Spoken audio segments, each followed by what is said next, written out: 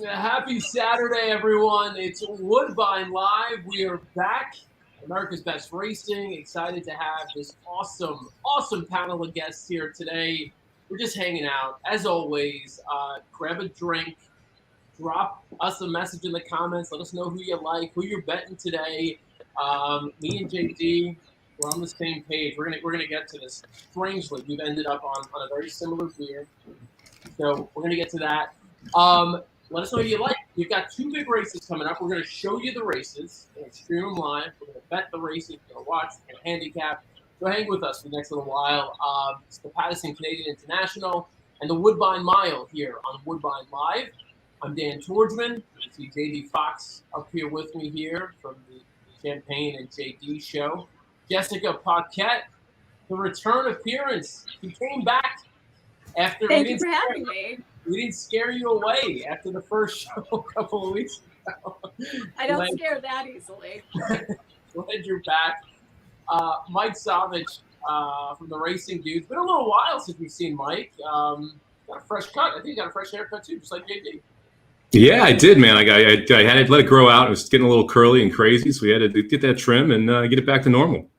You're looking good. You also added a banner behind you. Look at you with the branding. I actually randomly found that in my garage in Saratoga when I was up there. I think it got sent there 2 years ago. It's been sitting in a box, so I figured I might as well make use of it.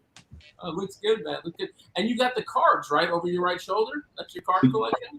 Yeah, some of them. I was a big hockey card collector when I was younger and still dabble in it every now and then. So I've got two of my favorite sets over, one there and one over here.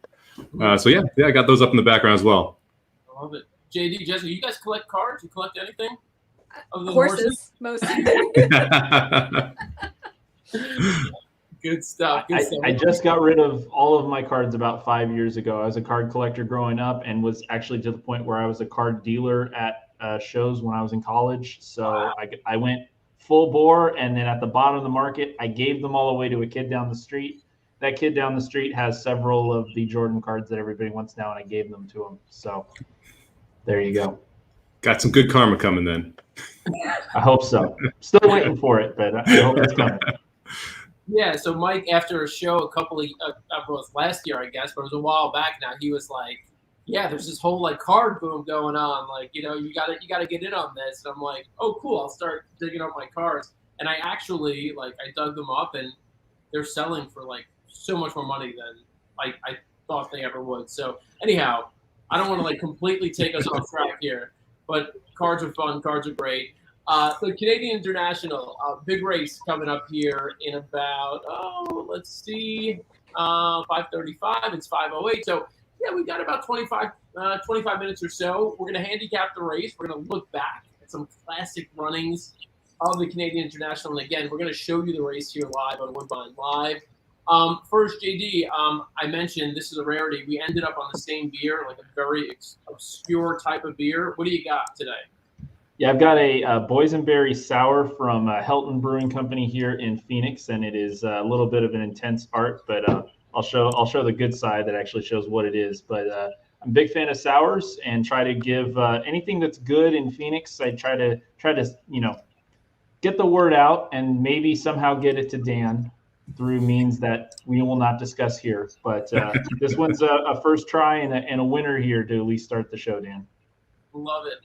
And randomly, I am also drinking a boysenberry sour ale. This one is called Poison Hood, right? Big flavor. You gotta like that. That's Three Sons Brewing Company out of is it Dania Beach or Dania Beach in Florida? What do you think? That's like where they have High Lie, don't they? Dania Beach High Lie? Well, not for much longer, from my understanding. Yeah, they used to have it out there. So it's a Barry Spears question. It is a Barry be able to pronounce it for you. If you're watching Sniper, let us know. So look, we're going to take a look at the field here for the Pattison Canadian International. Before we do, though, I wanted to take a look back at a legend in this race, a horse who won this race 3 times. His name was Joshua Tree. On the outside, here comes Joshua Tree. Joshua Tree has taken the lead. Redwood on the outside. Joshua Tree on the inside. Joshua Tree in a win photo. It's still Joshua Tree. Gandino's closing late. Joshua Tree on the inside. Joshua Tree has done it again. He wins his second. Joshua Tree. Hyper is flying late. Joshua Tree. History in the making. Joshua Tree, the poster boy for a horse for a course.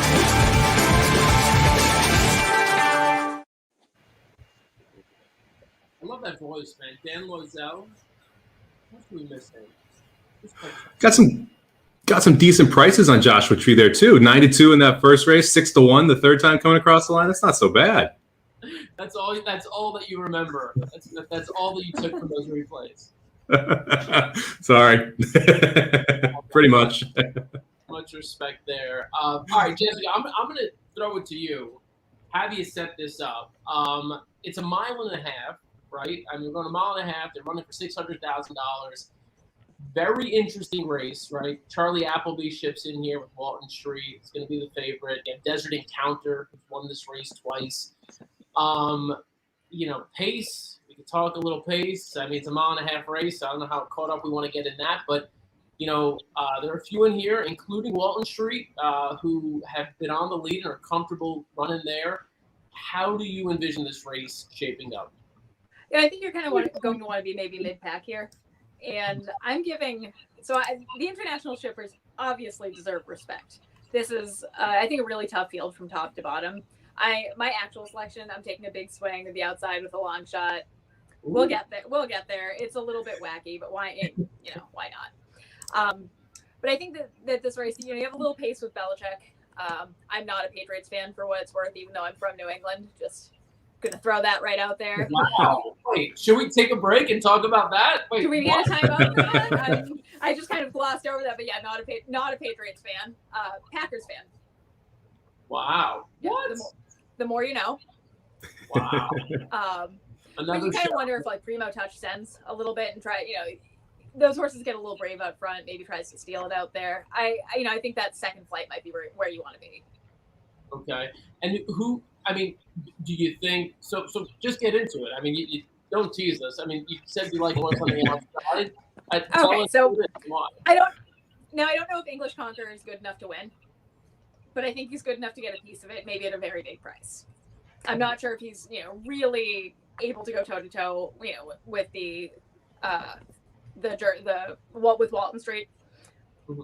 But I liked that last race. I kind of like Corelli too. So at 4-1, if you like Corelli, you kind of have to like English Conqueror at a much better price. Yeah, I don't mind it at all.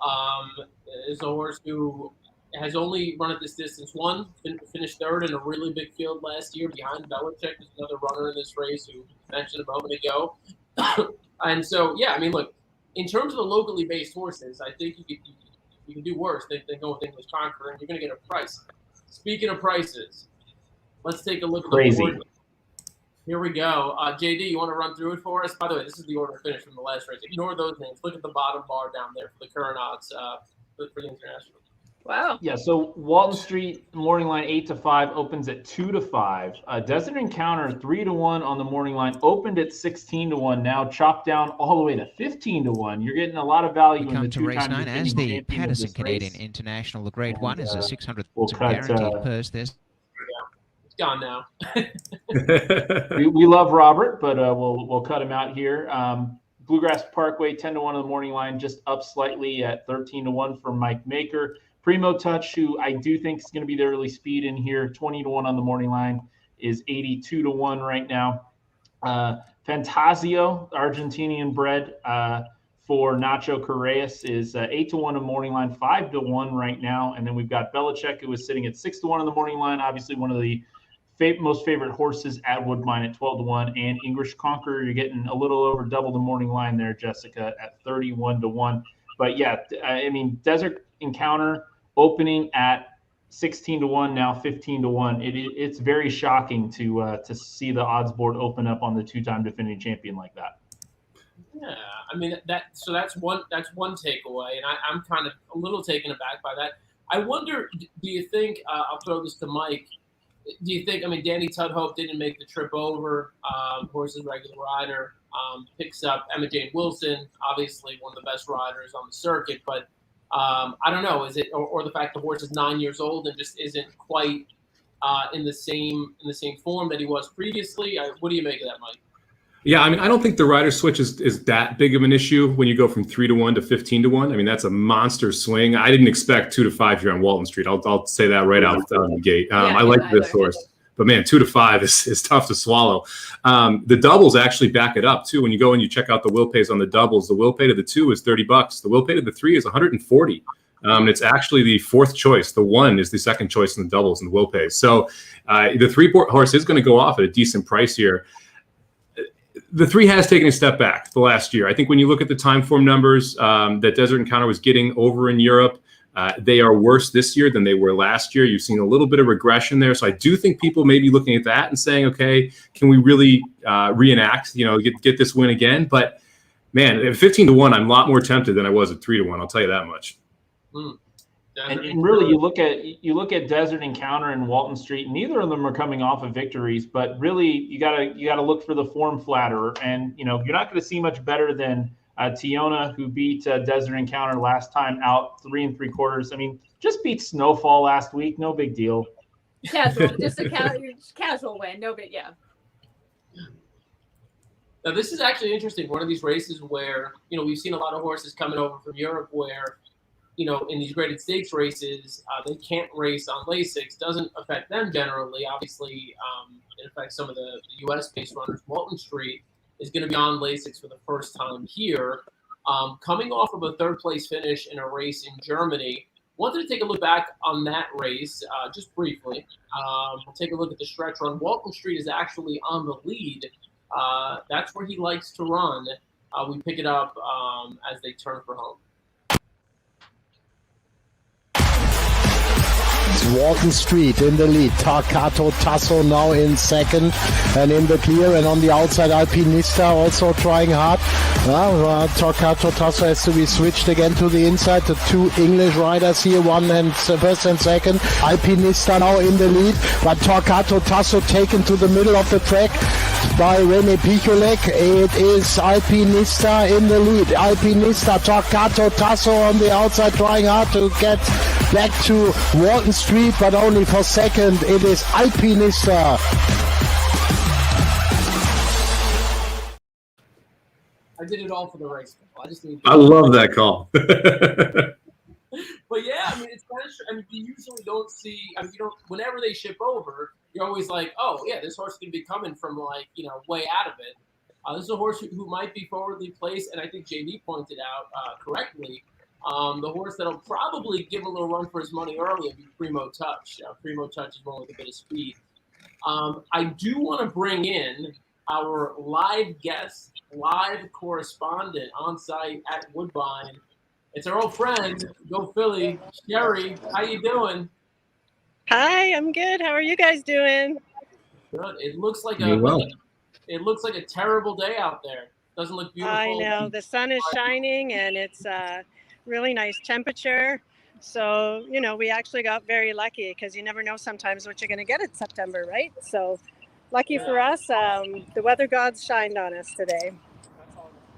So we're looking, we have a side-by-side here. We're looking at Desert Encounter, getting the saddle put on. And we were just marveling a moment ago at 15-1. The odds just dropped to 10-1 on Desert Encounter. 2-time winner of this race. Emma Jane Wilson will ride today. I don't know if you've had a chance to look at any of these horses, but what are some of your early impressions given the odds for it here and all the action coming in on Walton Street? Well, you know what? They're still in the saddling enclosure for now, so I actually haven't seen them come out and parade in front of us just yet. So I'm actually going to kind of wait until I see them out here before I kind of let you know who catches my eye. I mean, obviously, you know what? The Walton Street's going to take a ton of money. I think that's a given, but I don't think that there's some others in here that don't deserve a shot. So I think it's going to be interesting. But again, I just would like to see them first. Behind me, you can see there's Bluegrass Parkway. Somewhere back there. They're all starting to come out now. So, I want to see their behavior more outside than I want to do in the saddling ring, because there's a lot more people kind of around there, you know. So we're now full screen on you. So if you want to show us what you're looking at. What are you looking at right now? Oh, perfect. You know what I'll do is I'm just going to switch my camera around for you guys, okay? Yeah. Turn this off. You're done with it. Guess what? I'm not very good with technology. Go figure, right? Hashtag Sheri Gems. Sheri Gems. All right. There we go. Here we go. Here we go. There's Corelli for you. Looking very, very well. Wow. Very, very nice impression. So over here we have Bluegrass Parkway. Also looking very, very nice. I do believe we have, oh, there's Sienna. She's going to be my picture taker, because last time I realized at Queen's Plate, I had no pictures of anybody because I was doing live stream. Hey, Sienna. This is Primo Touch. And this is Sienna's first mile, by the way. So it's very exciting. And we have English Conqueror coming up around here. English Conqueror and Fantasioso, who I actually really, really like. So I'm curious to see this one. However, I'm going to switch over to the favorite here, which is Walton Street. Okay. There we go. Very nice. Wow. Very Sheri, stunning. Sheri, you said you like Fantasioso. I thought you'd Yes. be in Camp Jessica here, going with one of the locals. She likes English Conqueror. That's what she's going with here. Are you not going to go with one of the locals? You're going to go with either Fantasioso? Here's Desert Encounter. Sorry to interrupt you. There's Desert Encounter there, so you guys can have a peek there.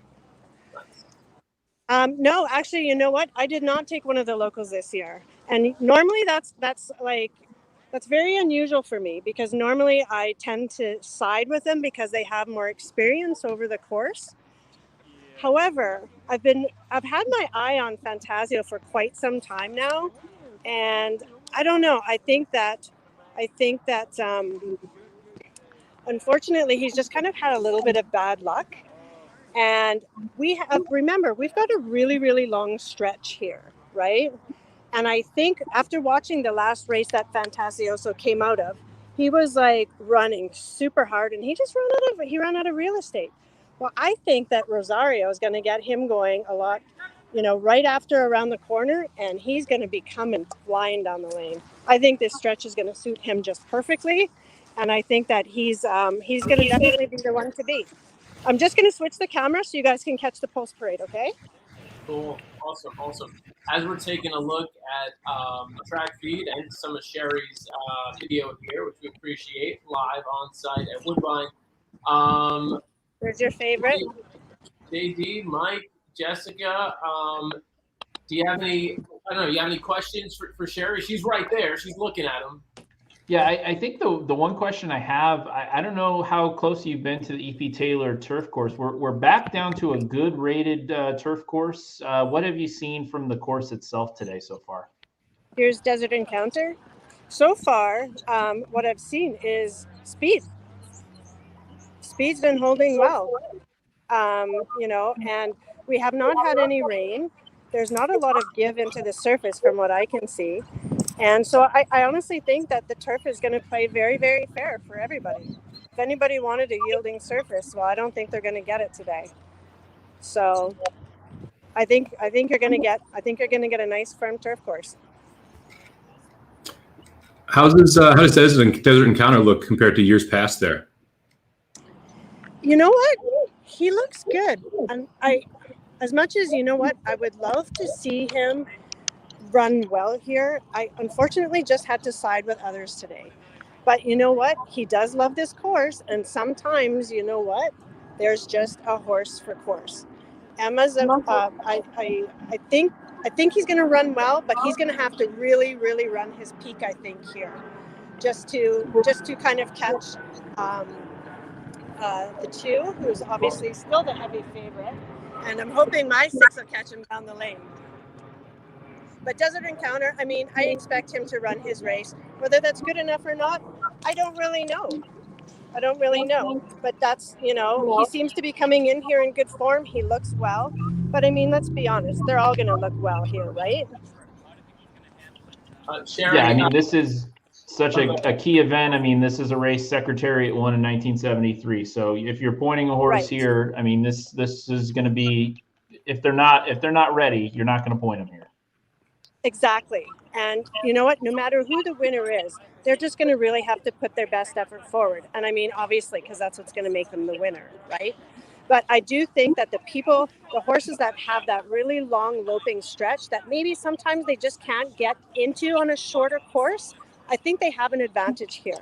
And again, that's why I sided with number 6, as I really believe that this course will play right into Fantasioso, if I pronounce that correctly, his strength. So, Sheri, other than that, how are you guys making out?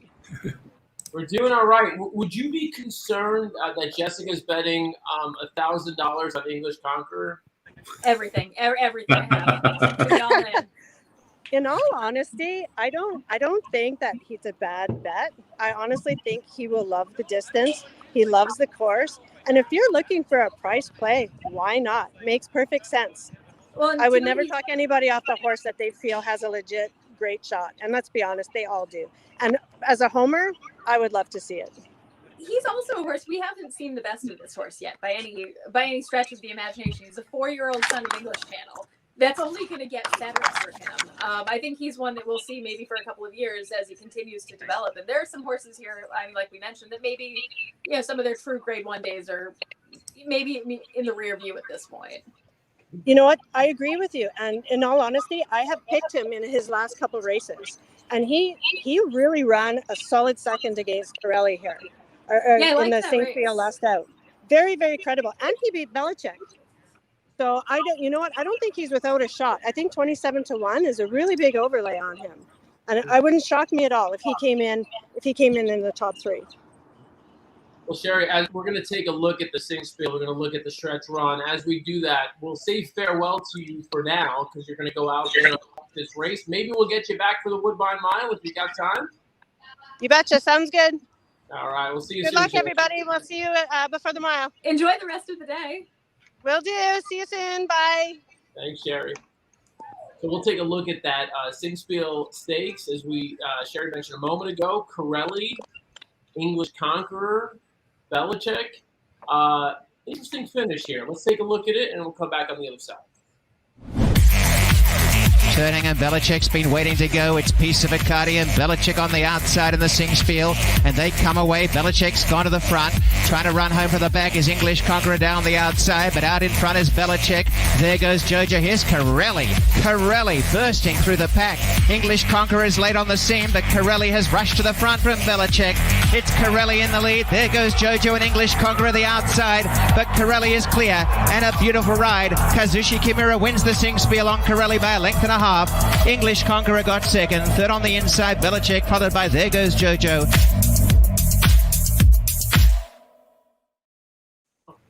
Love that music, too.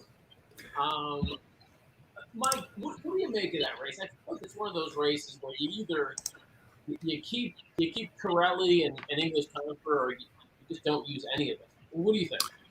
Yeah, I mean, look, I actually agree. Out of that race, I want English Conqueror over the other two. I feel like English Conqueror is getting better. I know it was mentioned that this is an English Channel horse at 4. English Channel horses usually develop later in their career. Late in the 4-year-old season, you see a career best effort. You're getting at a distance, which should be a good thing. You're getting the better price than the other two horses. I mean, Corelli's a little bit older. I mean, you got Belichick, who's also a 4-year-old.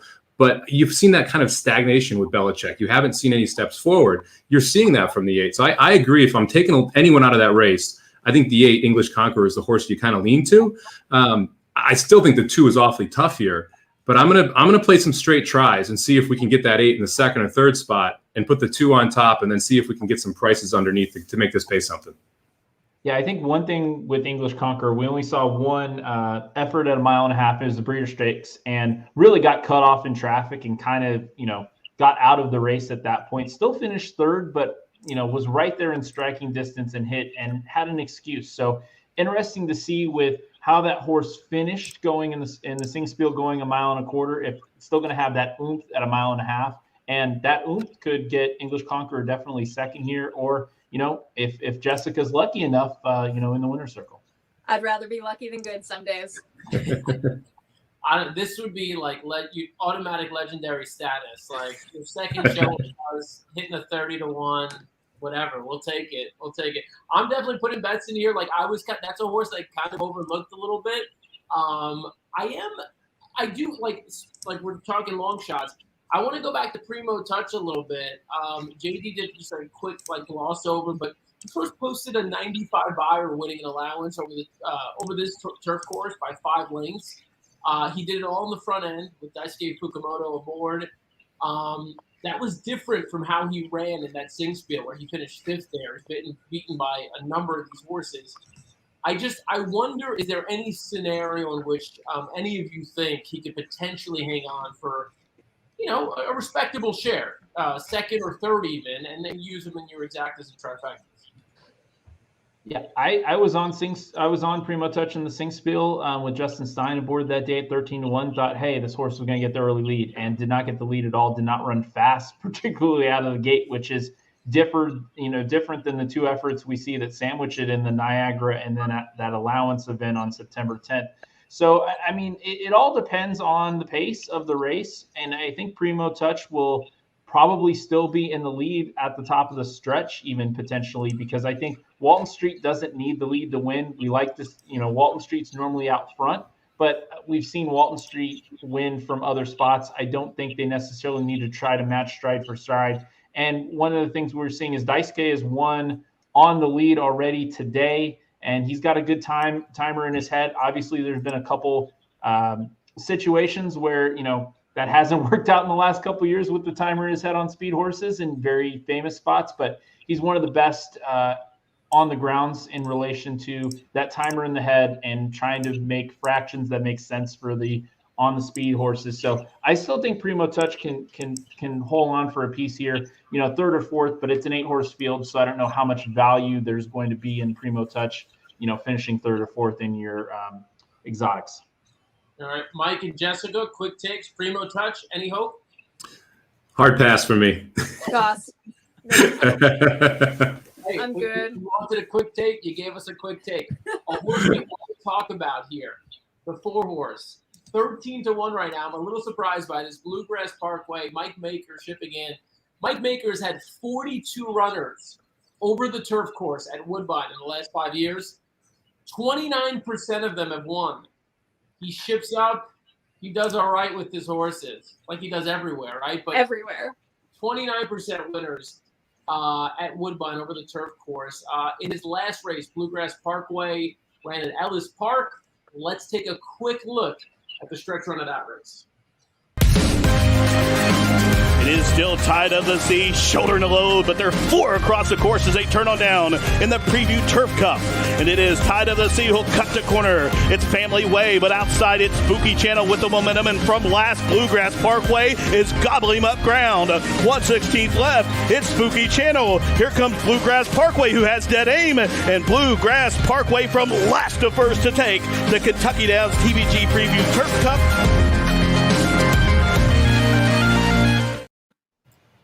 Interestingly, that was off Lasik there, back on Lasik here. I don't know. Was the horse rounding into form here? Are we being silly not to bite here at 14-1? Anybody interested? I'm intrigued a little bit, to be honest. This is one of those horses that I feel like when he inevitably wins, we'll look back and be like, how did we let Mike Maker go off at 14-1? Yeah, Mike Maker seems to dominate these longer turf races, and this horse is regaining the form it had in the Rudolph Brissett barn back in 2019. It's going to need to take a pretty big step forward here to be competitive with the 2 and the 3 in my mind. But I mean, it's Maker. You wouldn't be shocked here. And Ellis Park was absolutely on fire at Kentucky Downs as well. So it'll be interesting to see if that turf form transitions over here to Woodbine too. Obviously a lot of people think a horse is a horse, and no matter the trainer, in terms of type of trip, the horse is going to be similar. We saw when this horse was with Jonathan Thomas had this horse out in front, and now with Mike Maker, this horse is coming from the back and even being restrained a little bit to start. So I think this horse will be watching the rest of the horses go around the track, and if there was enough pace up front and things break down, I think there's some pieces that could be picked up here. But I'm not willing to take a win bet even at 15-1, just based on the amount of help, based on the running style. We think the horse is going to go with the amount of help that's going to need to happen in front. This is a fun betting race. You got a 3 to 5 favorite. You would think it's kind of an open and shut sort of thing here, but it's not. It's an intriguing betting race. I'll tell you what I love. I love seeing all the comments coming in from people sharing their picks in this race. What I don't love is that every time we put a comment up, we block Jessica's face. So that's okay. That's fine. Block away. Here's what we're going to do. We're going to move my face down here. So now we can't see her face. Yeah. Now we're framed perfectly because Mike's got that perfect clearance over his right shoulder. That's why you make the big bucks, Dan. I'm producing on the fly here. Now look at this. Now I want to show people picks here. I could show it. Just block my face. Nobody's looking. The one thing I'll say quickly, Dan, if you like anybody in the next race and you're not a fan of the two, the double look very intriguing in the will pay department. I know, Mike, that you're probably looking at those as well. I am, man. I unfortunately think the 2 horse is the best horse in this field. 3 to 5 to me is not a win bet. I'm not going to play anything from a multi-race perspective. I played the pick 4 to kick it off, the tickets that we gave out on the show, JD. But I'm not going to play anything from the double or pick 3 perspective. To me, this 2 horse is tough, and I think this is about a fair price. I think he wins around 50% of the time. All right, verticals, real quick. Let's start from Jessica. Go up to Mike. Quick win. Place, exacta, trifectas. Jessica, how are you betting this race? So, I'm playing my 8 across the board here, and I'm also doing a little bit of a box with him, Maker's horse, the 2 and the 1. Okay, that's 8-4-2-1. JD? I have a win on the 3 and a double 3 over 1-2-10 in the next. 8-4-2-10. Okay, Mike? I played a 2-3-8 trifecta cold, and then I played a 2-4-8-4-8 trifecta. Okay, I like that. I'm going to go 2-1-8-5. English Conqueror broke well on the outside, taken a hold of soon after, and going for the lead is Primo Touch. Walton Street coming through in the center, and over on the inside is Corelli as they race into the turn. Primo Touch has the lead as they go up the hill, and Primo Touch leads by 2 lengths to Walton Street. Corelli on the inside of Fantasioso, and on their outside is Belichick, and they got out by a length to English Conqueror. Second last early is Desert Encounter, and last of all is Bluegrass Parkway and Primo Touch racing out in front. It is Primo Touch extending that break to about 4.5 to 5 lengths. Lying in second is Walton Street, 2.5 to Corelli on the inside of Belichick as they start to string right out as Primo Touch breaks this field up. Running in fifth, Fantasioso is about 10 lengths off the lead. Another 3 away, English Conqueror. Second last is Desert Encounter. And on the outside is Bluegrass Parkway. All alone, out in front, Daisuke Fukumoto on Primo Touch. Up the back stretch, leads by 6 or 7 lengths. In second is Walton Street. They're out by 5. Then came Corelli, Belichick. A break in the field of 3.5 to Fantasioso, followed by English Conqueror. Second last, Desert Encounter. And Bluegrass Parkway's at the back. About 20 lengths covers the field. And racing in front, it is still Primo Touch well ahead. Frankie Dettori sitting in second on Walton Street. They're 5 or 6 clear. Lying in third, Corelli, a length away, Belichick. Now coming forward, Walton Street's within about 5 lengths of this leader. Meantime, Fantasioso, who's lying fifth, is still about 3 behind the main brigade. And then comes English Conqueror. Second last, Desert Encounter, yet to get involved. And the trailer at this point, 2 lengths away, last Bluegrass Parkway. Primo Touch in front as they come to the final half mile by 4 lengths. Walton Street in second, and Frankie Dettori looks around, a length away, Corelli, and Belichick's coming up on the outside. A break of 2.5 to English. Conqueror's finishing nicely. Fantasioso's dropped in behind them, and on the inside starting to run on is Desert Encounter as they pack up, and Bluegrass Parkway and Primo Touch down to a length as they corner. In the Pattison Canadian International, Walton Street races to the front. Walton Street dashing past Primo Touch. Somich. Down the outside, English Conqueror. Desert Encounter trying to run down the extreme outside. Catch Me If You Can from here. And Walton Street is streeting them. It is Walton Street and the Pattison Canadian International by 5-6 lengths.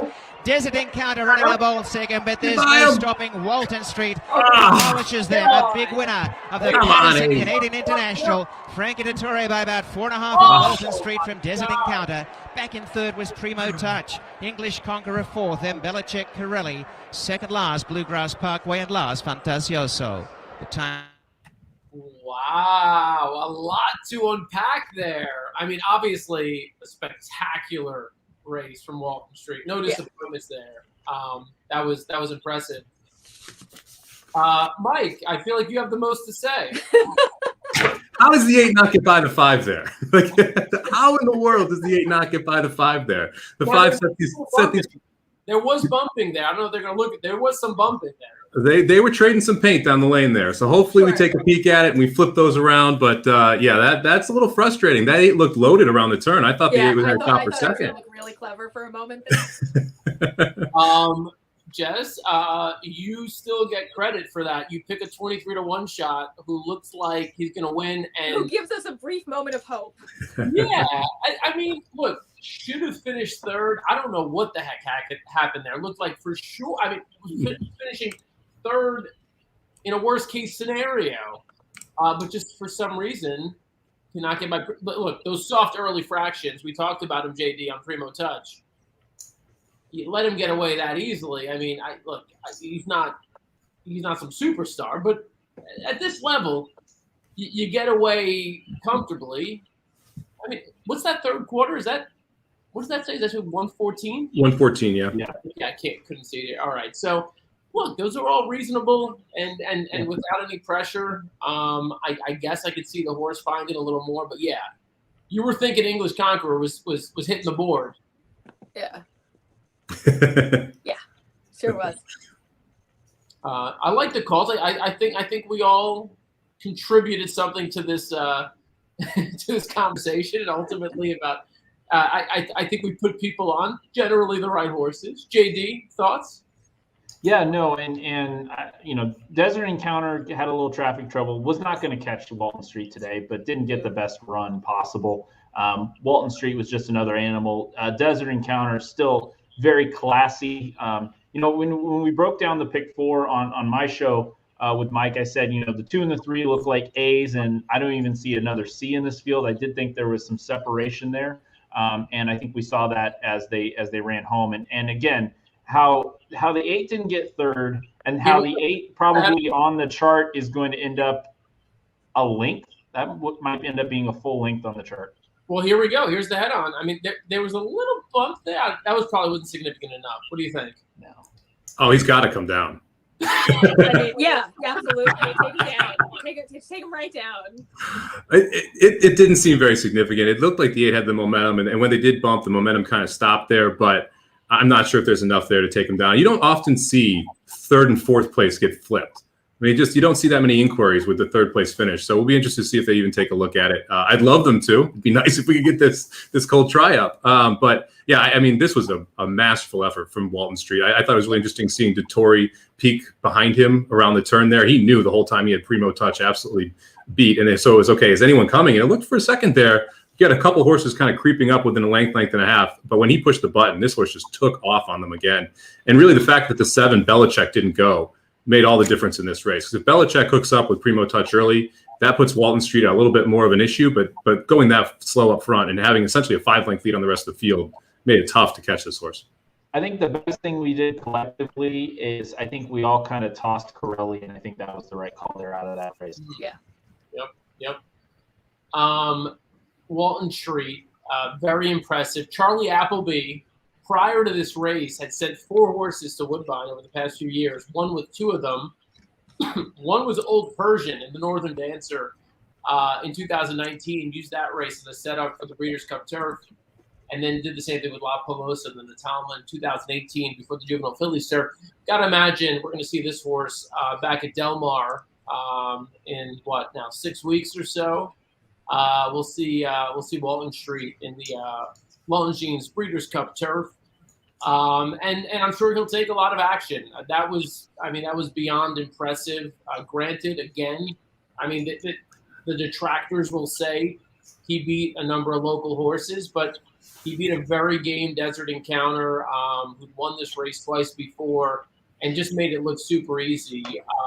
Jessica, what are your thoughts coming out of this race? You put Walton Street at sort of the top of this division. I'd give him a shot at Del Mar 6 weeks from now.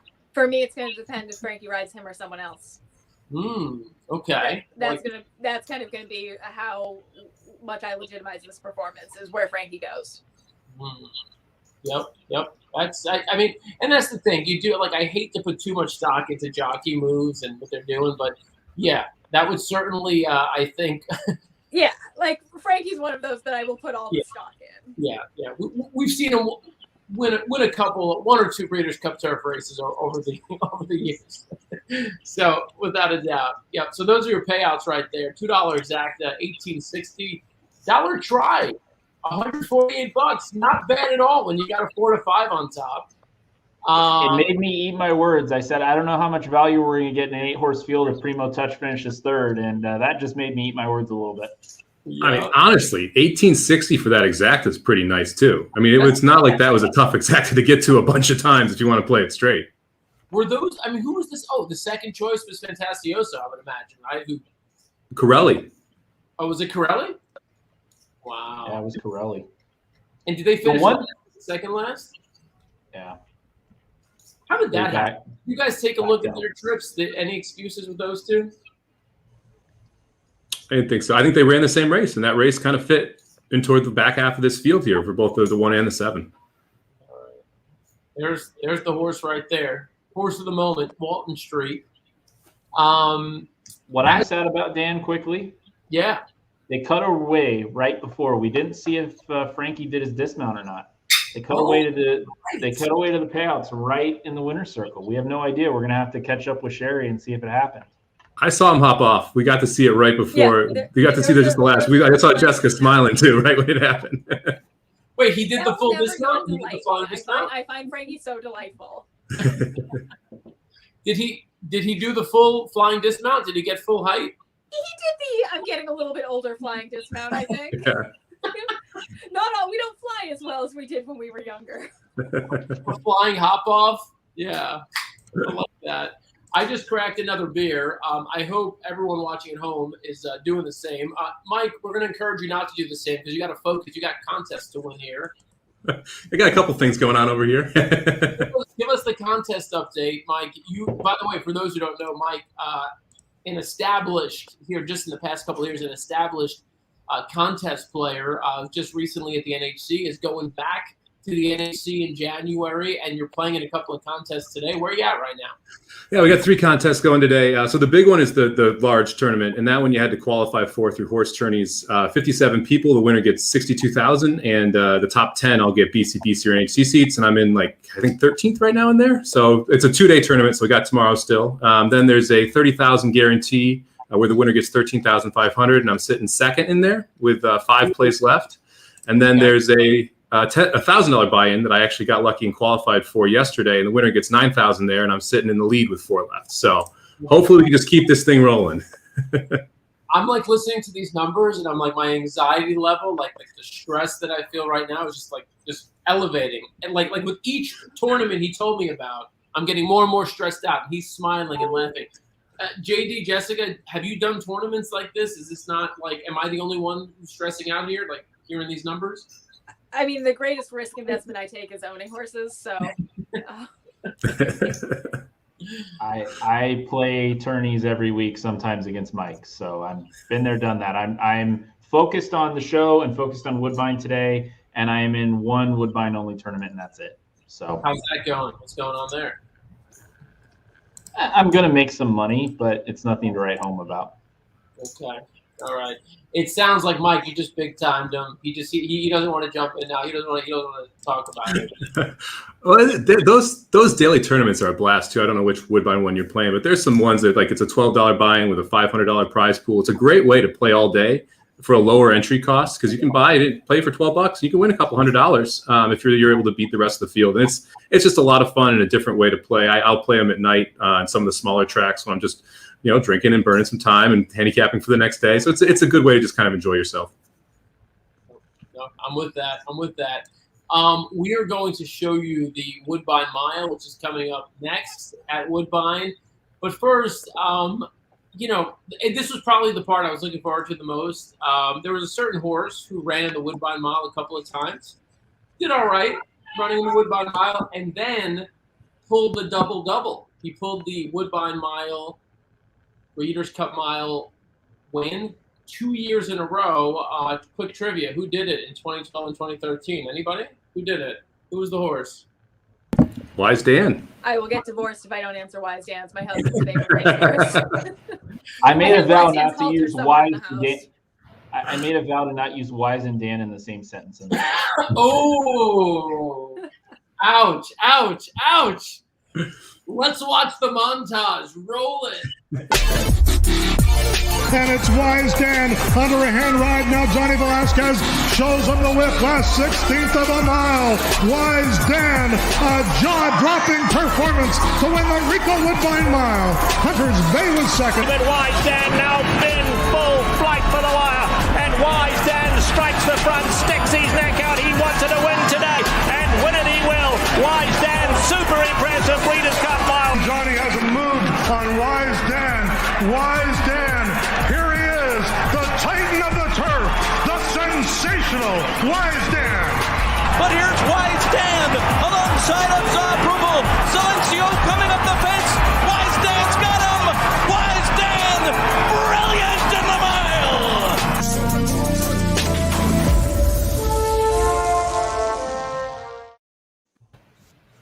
Man, that horse. That freaking horse. Did you guys all have moments with that horse? I feel like we all did, right? Yeah, 100%. I mean, how could you not, with how many races that horse won and how long he ran? You were just bound to be at the track one day when he was running eventually. He's one of those horses that, to me, like, that's how you make fans in the sport, is you have a horse that sticks around, that folks that are new to the sport can attach themselves to. It's so hard for me to get excited about these like 3 or 4 start brilliant horses that then retire. Cool, neat.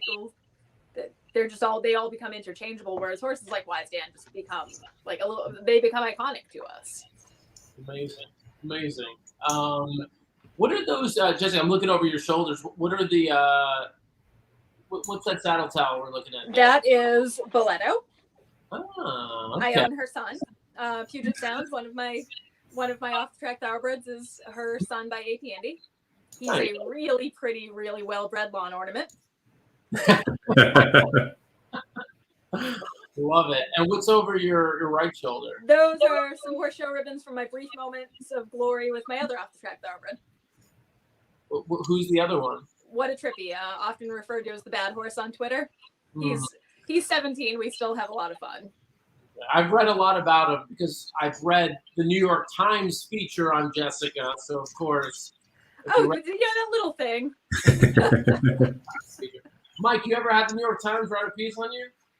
No. Fortunately, if they wrote a pice on me, it'd be for bad reasons. So I'm happy there's nothing there right now. So this is how awkward I am. So I wanted to get it framed, obviously, because it's super neat. You have to. So I brought it into like a local framer, and I'm chatting with the guy as he's like kind of putting it in the mat and stuff, and he hadn't noticed, so I point at it. I'm like, that's me. I mean, just Smooth is my middle name, really. Oh my God! Of course, how where's your mind if you're not making the connection between the person framing it? Like, you should have known that right away. And if you absolutely have to call it out, I would have been like, I want to frame this. Yeah. So of course I'm like in there running from the barn. I looked like a 12-year-old boy. So he probably thought there was someone else in the paper. Oh my God. Well, look, the Woodbine Mile is coming up. It is an awesome race. I'm actually really excited about this race. I have a stronger opinion here than I did in the last race. We're going to take a look at some of the odds. JD, I'm I'm going to shoot it over to you to kind of give us the run through here of the odds board. Not surprisingly, I don't think surprisingly, Set Piece is the even money favorite. Yeah, we'll start in the middle and work our way out. Set Piece 5-2 on the morning line for Brad Cox with Joel Rosario aboard. Opens at even money. To the inside, Town Cruise 20-1 on the morning line. That's what you're getting right now. Olympic Runner was 10-1 on the morning line. The 2-horse for Mark Cassie 14-1.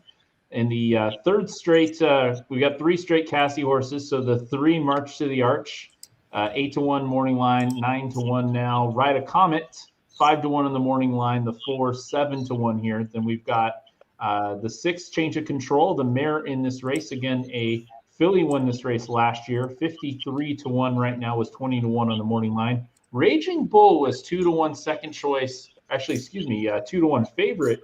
Morning line, 7-2 right now.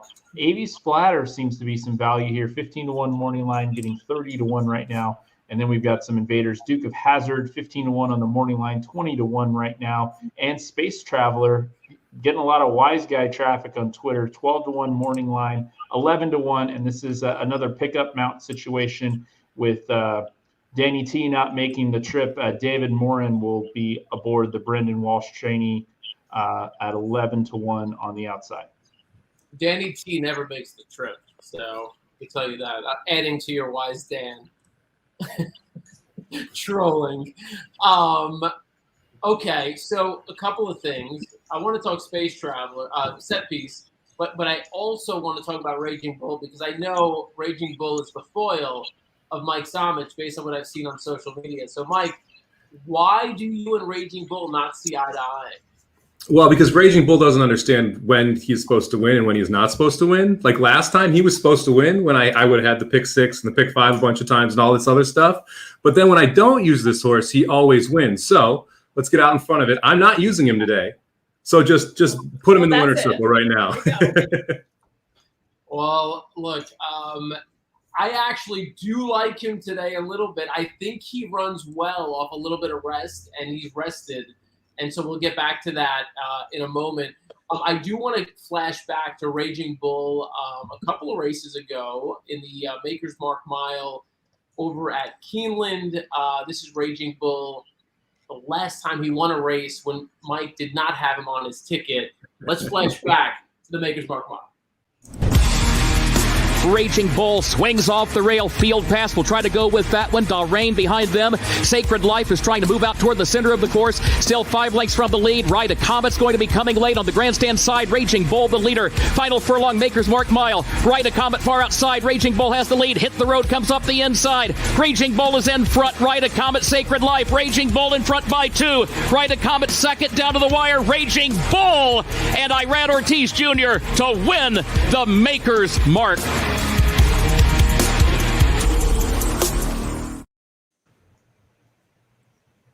So Raging Bull did that off of a 5-month break. He ran big there. And I think, look, I mean, he's not here now. He's not off a huge break, but he's had a month off. And I think, he's doing his Raging Bull thing, right? One good race, one bad race. I think this is it. This is the good race, right? I just think this is the race. Am I crazy? JD, Jessica. I will say this. I mean, not for this. I don't know what we can take away from the 4-star Dave. We've had a couple runners run back, but they ran back at Kentucky Downs. I'm early on tending to not find that to be an incredibly key race. But, stranger things could happen. I am off Raging Bull today. I always watch that backtrack and love Ride a Comet. And I'll mention, Ride a Comet, the 4, 8-1, 4-for-4 lifetime at Woodbine, 2-for-2 lifetime on the EP Taylor turf course. I would probably rather be on Ride a Comet here, who finished second in the backtrack we just watched, than Raging Bull, and we're getting twice the price right now. We do have Sheri back live with us in the paddock at Woodbine. Sheri. Hello. Hello. What are you seeing? Man, what a really nice looking field we got here. Let me tell you. One thing that I am going to mention, and I posted it on Twitter, is that Raging Bull did not go in the saddling enclosure. He actually came out, and they have been saddling him outside, and they've been constantly walking with him, and he looks wonderful. But just in case anybody is really interested in like behavior and stuff like that, he hasn't had any antics, but they're definitely just trying to keep him calm and keep him moving. And everybody else, really cool customers. Everybody's been behaving really nicely. I would say I'm standing right next to Set Piece here, and let me tell you, he is a picture. I'm going to flip my camera around, and I know I did choose him, but boy, does he look spectacular. And he's just soaking it all in. He's got his ears perked up, and he's definitely looked like he's ready to go. I love how he's looking and just soaking everything in though. It's really, really cool to watch. I also took a look at all the Cassie runners. The one that stood out the most to me is Olympic runner. He looks like he is coming in here very, very fit and ready to roll. And also, I think March to the Arch is kind of sneaky here. He's at what, 8-1? Oh, Olympic runner's at 14-1. That's some value you got there. So I wouldn't leave him off your ticket if I was you.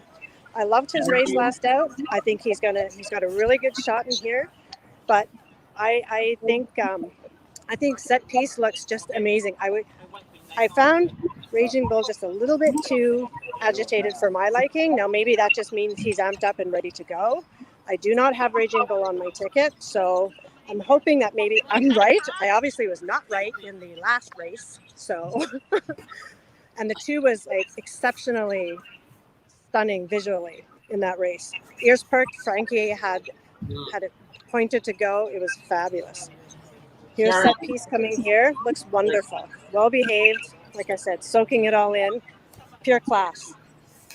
Sheri, we may not agree on Raging Bull, but I knew you would be my soul sister here and come through with March to the Arch. I know you've loved March to the Arch since the beginning. Yes. March to the Arch looked fantastic. He really did. He looked fantastic. Sheri, can I ask how Change of Control looks? I'm sorry, what was that, Jessica? Change of Control. What are you seeing from him? Change of Control, calm, cool, collected, checking everything out. I believe this is Change of Control. Nope, that's Space Travel. Change of Control, I think, is coming the other way. Hang on a minute. Yep, the 9's coming here. They're messing up the order on you. Yeah, there we go. Little amped up. Looks good though. So that's Duke of Hazzard there. That's Duke of Hazzard. Sorry, my bad. JD's favorite show from the 70s. Change of Control, the 6. The 6, yeah. Yes, Change of Control was the 6. I actually took a picture in the paddock of Change of Control. Looked lovely. Okay, so I've become a huge Michelle Lovell fan after my time at Colonial, getting to know Michelle and see the kind of operation she runs. And I know this horse is a massive bomb, and he might not be this level, but I am very much rooting for them. Jessica, keep throwing 40-1 shots at us every just single gotta be right runs, right? You know what? English Conqueror ran huge. Kudos to you because English Conqueror ran huge. Oh, thank you. And you know what? Got my heart racing at the top of the stretch at least. You put that English Conqueror in your virtual stable because let me tell you, he's going to be one to watch for down the road. Right, in a few years, like next year, I bet he develops into a really nice horse once he figures it out a little more. 100%. He's going to definitely be a force around here. And, it was just, he really stepped up against that competition. I'm really impressed with him. And I think he's going to really be something special. And as for Change of Control, you know what? I do like her in here. She will have to step up her game a bit. And if you take a look, she's getting some play. She's bet down to 10-1. And, if you're looking to add somebody underneath, I mean, by all means, like I said, she was very calm. She walked around, checked everything out, and nothing really spooked her. So I like to see that kind of behavior from a mare. But she looks like a seasoned pro as well. Yeah, she could be part of the early pace. Oh yeah, absolutely. She could be. Yeah. Yep, but you know what? Speed has been doing pretty good. I mean, we can't really count that last race because of the distance, right? But even the pace setter held on for third. So you have to kind of think, it's going to be interesting how this scenario sets up here, because that's going to make the difference, right? I think you can make a pretty solid case for Town Cruise just based off of that on the rail. I mean, But here's the thing, though. What if Town Cruise hooks up with change of control? Then what? That's the biggest concern. It's what does the 6 do coming out of sprints? And if the 6 shows sprint speed and pushes the 1, then both of them are going to end up cooked. But if one can get loose, then I think the 1's awfully dangerous here at 18-1. Well, and you know what? Fukumoto ran second to Olympic runner with him last out, right? So, and he's kind of being overlooked a little bit at 18-1. But again, you know what? Any of these horses can win, right? Like they're the class of the class. And I honestly believe that it's just going to be interesting. It might even be a little bit of a jocks game at the beginning, just to kind of see who goes, who doesn't, and what their plans are. I'm expecting a lot of things to kind of change throughout the race as to how it unfolds. Sheri, we believe in something called beginner's luck out here.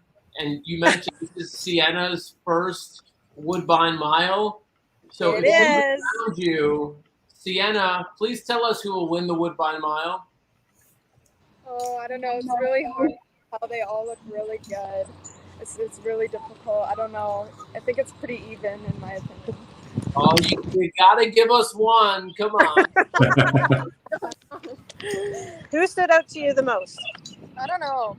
For me, I think Town Cruise stood out. It's very calm. The one, Town Cruise.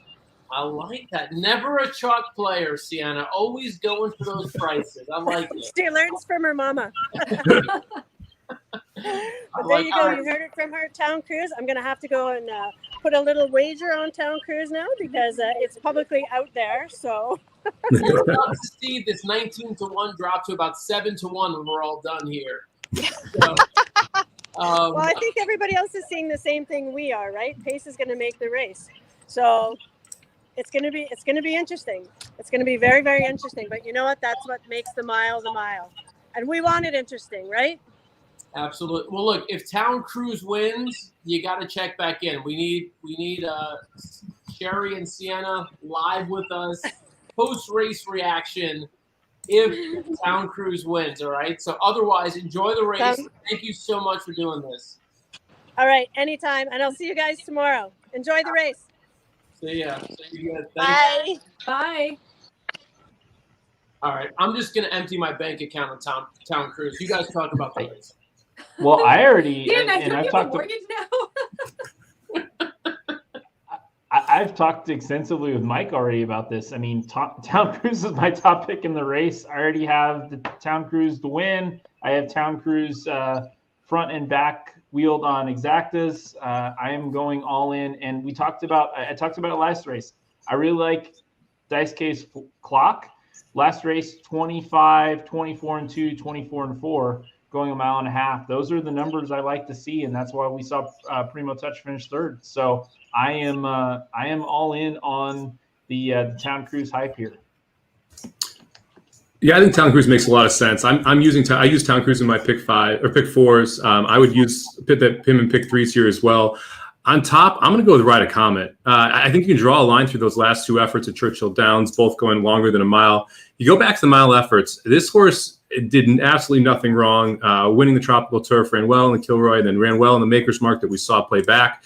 And you'll note from that race, I mean, Raging Bull tripped out. I mean, he essentially got the inside rail, popped out to the 2-path, and was able to run away from him. Well, Ride a Comet was high-fiving people along the outside rail. So if the 4 can get a better trip here, I think he can flip the script there. I still think set piece is very difficult in here as well, but I'm going to go with the 4 on top and then play the 1 and the 5 underneath.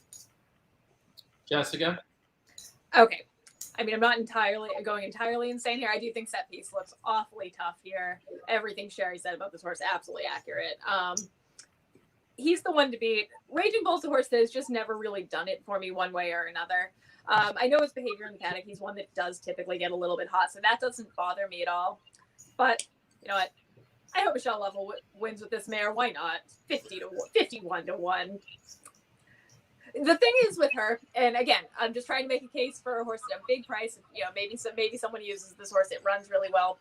What I saw from Michelle at Colonial, and being that she wasn't a trainer I was super familiar with, she had a couple of horses coming in off of pretty significant layoffs or big steps up in class that otherwise, like, I would have viewed as kind of red flags or weird moves. They always ran well. She spots them incredibly well, runs them where they belong, and kind of good enough for me. If she thinks this horse is a grade 1 turf miler, sure, I'm in. Why not? So we're just a couple of minutes away now from the Woodbine Mile. You see all the action coming in on set piece, 7-5 currently, 5-2 morning line. It's a horse who won the Wise Dan impressively. I thought was up against it, fairly slow pace, some really nice horses in that race, including some like it Hot Brown was out to a loose lead. Still managed to close in that race. In the 4-star Dave, Got Stormy kind of got the kick, got the early jump on him, and could not set piece could not close. Let's take a look at that finish in the 4-star Dave. Field is at the top of the stretch. Here is Whisper Not up to challenge Blowout for the lead. Got Stormy ranges up on the outside. It is Got Stormy who has now come away with the lead. Got Stormy is in front as they come down for the 16th pole. She's in front here by 2. A late run on the outside from set piece, but Got Stormy has won the grade 1.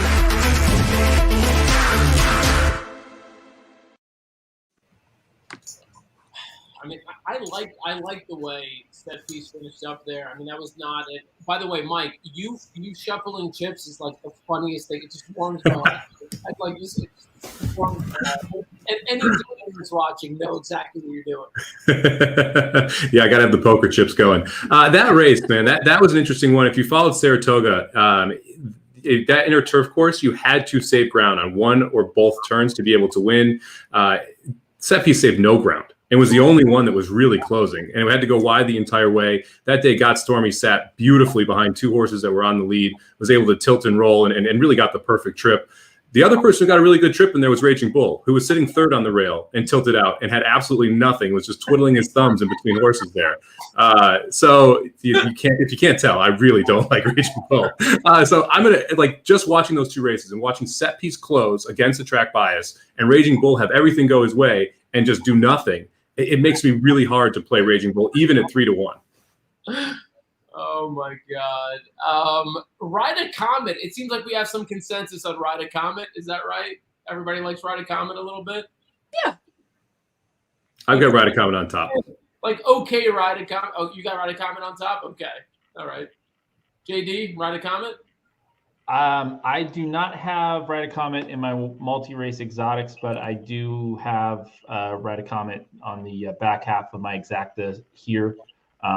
So I do think horse for course. I think could get the trip to set up properly, but I prefer others. One we haven't touched on much is Space Traveler, and I kind of want to go back to the 3-year-old campaign. I mean, the trainer at the time, Richard Fahey, thought enough of this horse to ship to the Breeders' Cup and ran in the Breeders' Cup Mile and did not embarrass himself in that race. Finished 8th, but beaten 5 lengths, had some traffic trouble, got out in the clear, but got out in the clear too late.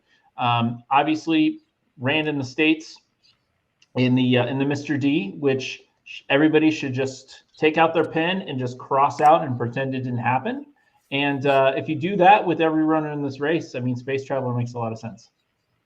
You know, it is good that you mentioned Space Traveler. By the way, another one, Danny Tudhope was supposed to ride. Danny T doesn't show again. Come on, Danny T.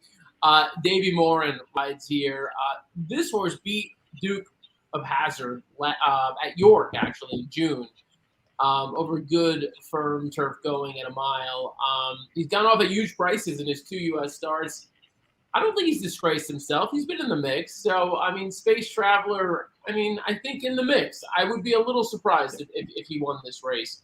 While the horses are kind of getting ready to get on that turf course there, we do have some more time, so we may as well take a look back at a common race here in the King Edward Stakes. It was Olympic runner, Town Cruiser, March to the Arch, Town Cruise, March to the Arch. Let's take a look back real quickly at the King Edward Stakes. Olympic Runner giving chase. Gray's Fable, Avies Flatter, Jolie Olympica march to the arches, fairway back but running. Town Cruise only 2 in front. Olympic Runner and out wider Avies Flatter, march to the arches behind, running on, and they come after Town Cruise. Olympic Runner and Avies Flatter, they've run up to hit the front with march to the arch in 4th, but it's Olympic Runner in front, and Olympic Runner's day. Olympic Runner finally gets a big one. The King Eddie, Olympic Runner first, Town Cruise in a photo for second.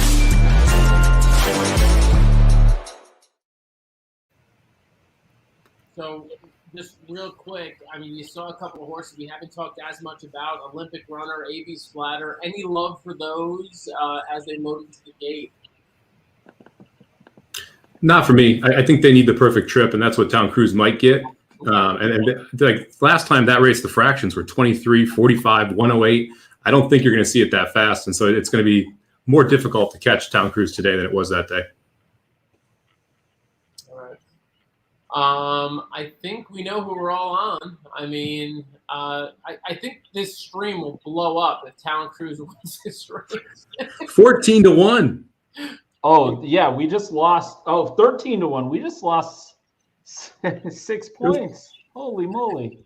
Wow. We do have a couple of hundred people watching this show live right now. So I mean, I know I didn't bet enough on Town Cruise to make that difference, and my money was in early, so you can't look at me. You can see by the comments here, Hot Rod is all in. Jay May says, let's go. Jay May was asking for my dad's picks earlier. 510 exactor here. Space Traveler will win. So some Space Traveler love. All right, we're about to go to the call here for the Woodbine Mile. For the Ricoh Woodbine Mile, a best into stride, change of control in the center. A nice beginning up on the outside for Space Traveler, and Duke of Hazard's putting the nose forward, and Town Cruise comes to the front.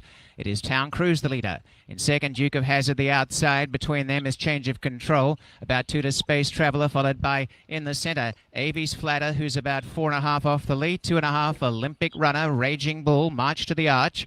And getting back in the early part, Rider Comet. And the race favorite, Set Piece, will have to come from absolute last, is about 10 lengths off this leader. And loping along, Town Cruise by about 1 3/4 lengths. Duke of Hazard in second. As they go inside the 5/8, they've drawn off to lead by 5 lengths. Then came Change of Control. On the inside is Avies Flatter.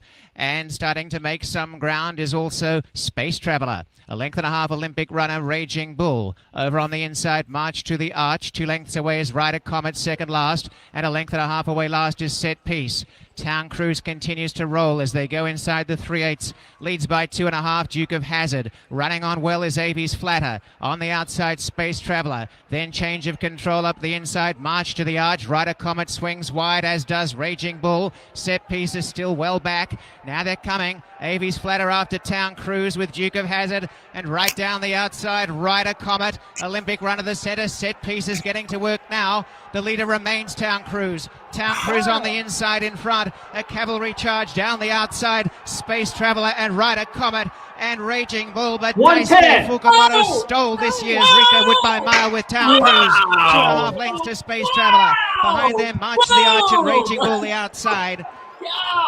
And the time is 1:35.14. What? 8-1? 8-1? Wow, that thing went from 21 to 8-1. Wow. Yeah. The price was a little shorter, but holy cow. This is the show. We got to recreate this every week now. We got to just do this. Oh, here they are.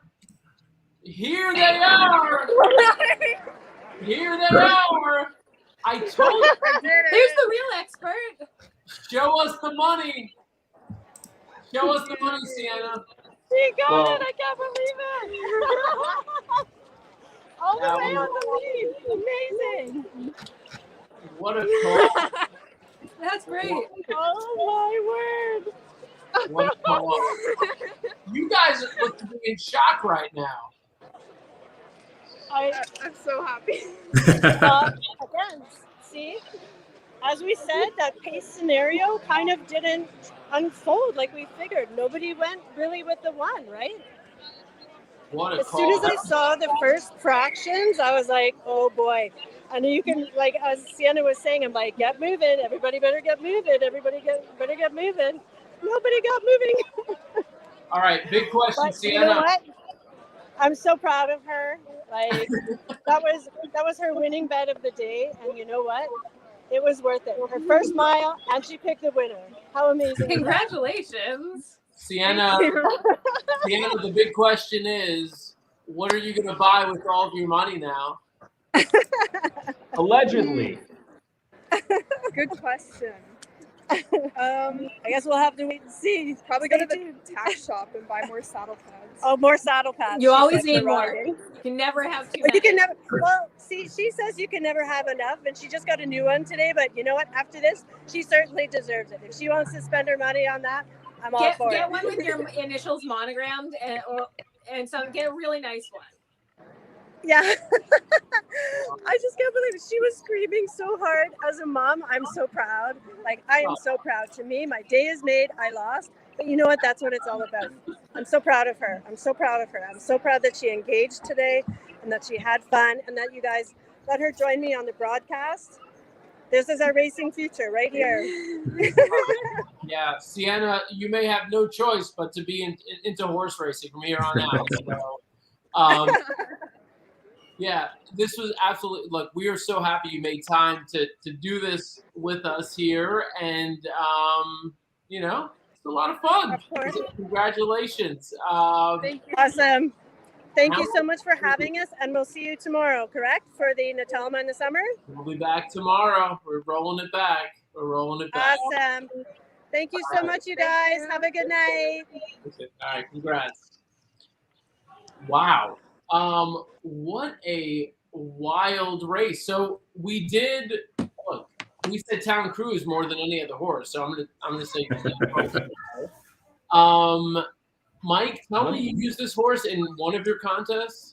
I did not. This was my alternate in all three. So I'm sitting here like, oh no. Oh, that's brutal. So it's so I'm probably gonna, but I think I'm in second in one now and third in another, and then we got another day left in the other one. But yeah, this would have been a nice one. I'm sad for my multi-race bets that this horse went off at 8-1. I'm kind of happy it didn't go off at 20-1 because of the tournament bets. So, you know, we'll split the middle. But that was a heck of a performance. And we talked about it right before the race, the fractions of that last race, the 22-3, 45. Today you get 24, 47. That was the difference in the race. Yeah, for sure. I mean, and all those horses, I mean, you saw Avies Flatter making a move, kind of flatten out a little bit. You had a few horses who had a shot. They were right there. They were close up. But at the end of the day, Space Traveler, who J.D. took, you know, made a point to kind of say, hey, look, let's not completely overlook this horse. Space Traveler, nice move for pace. And then, of course, everyone's foil, our good friend Raging Bull, completes the trifecta. I'm at a loss because I had a big win bet on the one. And the one part where the value did not leave was the exacta, which I have many, many times. So, yeah, it's good sometimes when things actually turn out how you expect them to. And alive in multi-race exotics. I know Mike's alive in his multi-race exotics, including the one. So life is good right now, Dan. Life is good. So, JD, I will send you my Venmo after this. Jessica will too. Jessica, what are your takeaways here? You know, it was a good performance. You guys nailed the pace scenario. He just kind of kept pouring it on in the stretch. It was a very good effort. I don't know if I'll use him in the Breeders' Cup. We'll have to check that and see. Reevaluate. Yeah. Look at this. Yeah. Really cool. Town Cruise, the winner of the Woodbine Mile, Daisuke Fukumoto. This guy's winning everything. Look at Daisuke. Stacking up the wins here. We've been throwing back to some classics here. We showed you Wise Dan a little earlier. We showed you Joshua Tree. I wanted to take a quick look back at a horse who won the Woodbine Mile in a different year. You might remember her. Her name was Tepin. Decent little horse. In 2015, Tepin ran in the Breeders' Cup Mile. Let's take a look back at what happened. They're into the stretch. Tepin takes on, obviously, Tepin to the front. Tepin is now the leader as they race into the final furlong of the mile. Grand Arch is starting to put it a bit too. And on the outside is Mashawitz. Make believe, weaving through traffic, but look at Tepin. Tepin. Oh, she was huge today. Mondelez runs on late for second, but Tepin and Julia LaPeroux have dominated the Breeders' Cup Mile.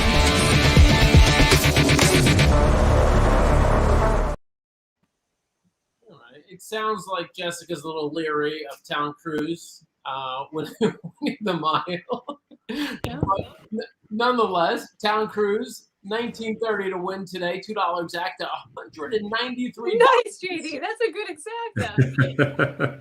JD, yes, the Venmo. Look at your Twitter, your text. I'm sending you my Venmo account. Dollar try, $883. Did you hit the try? No, because I hated Raging Bull. Come on, bro! I told you, Raging Bull. Come on. I had March to the Arch there. That would have been nice. Nice. Damn. One thing we didn't mention here: Brandon Evan Greer took out his training license in 2004. Only had 25 career wins. This is his first ever graded stakes win, and it's one of the most prestigious races in North America. Hats off. Cool. That's great. Is he based at Woodbine? Yes. Okay, very cool. And I'm just getting word here that producer Greg Charkoudian, the guy who put all these videos and graphics together and all of it, just hit the exacta as well. Nice. So, Greg making money, working overtime on a Saturday here. Here we go, the winner circle photo here with Daisuke and the team. For the 2021 winner of the Woodbine Mile, Town Cruise. So winning, you're in. So they've got the automatic ticket. They might as well go. Jessica, you might be putting him in the winner's circle. Maybe, yeah. Oh, yeah, that's enough. Like, he definitely will win, 1,000%. All right, Mike, give us the quick recap. Where are you at? What should we root for the rest of the way to hope you get some money here? Sitting in 16th in the big one, second in the big bucks, and sixth in the 30K. I like a 20-1 shot. I mentioned on JD's show, I like the 4-horse in the last 20-1 morning line. I think is awfully live. I have a feeling it might not go off at quite 20-1, but I do think that horse is awfully live in the last. So that would be a nice one to get home. All right, so that's the play. The 4 in the last, right, at Woodbine? Yep. All right, very, very good. There's another there are 2 races, actually, tomorrow, the Natalma and the Summer at Woodbine, both win-and-you're-in races for the Breeders' Cup. We'll be streaming them live here tomorrow at America's Best Racing, so tune back in tomorrow. Great viewership today. I'm looking at these numbers. I'm super excited. People are tuning in. And why not tune in when you're giving away 20-1 winners who click down to 8-1 once they cross the finish line? But anyway, they're winners, and they're good winners. $200 exactas, $900 trifectas. How can you complain at all? This has been spectacular. Absolutely spectacular. So a lot of fun here. Jessica, let the people know at home where they can find you and follow you for all your racing coverage that you do. And you do a million different things. Well, you can get racing coverage and a whole bunch of horse and dog photos at JM Paquette on Twitter. All right. JD? Mad Horse Tickets on Twitter, and that's the easiest place to find Champagne and J.D., which drops every week on Thursday nights. All right, Thursday nights. Mike, Somo Bombs, where do we get them from? What's up, man? I'm at Somobomb, SOMOBOMB 1818 on Twitter, and I do a show twice a week, Monday and Thursday, the Magic Mike Show. So check that out, the podcast. And then I'm all over the place. So follow me on Twitter, and you'll be able to find everything. All right, this has been Woodbine Live. Thank you for tuning in. This has been a lot of fun. For Jessica, JD, Mike, I'm Dan. We will see you next time.